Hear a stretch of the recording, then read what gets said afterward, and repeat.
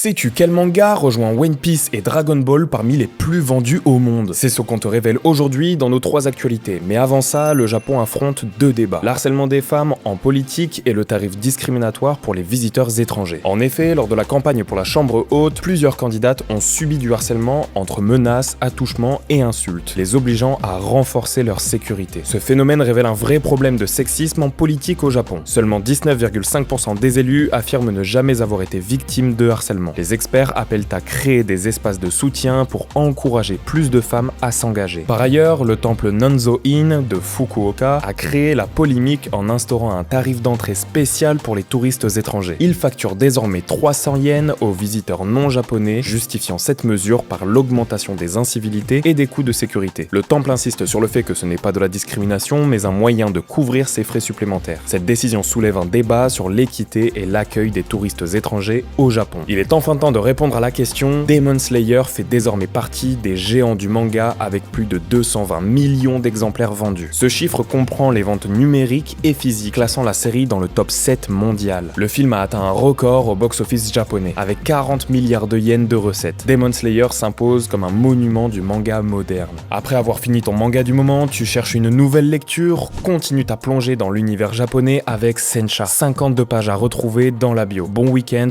et à lundi.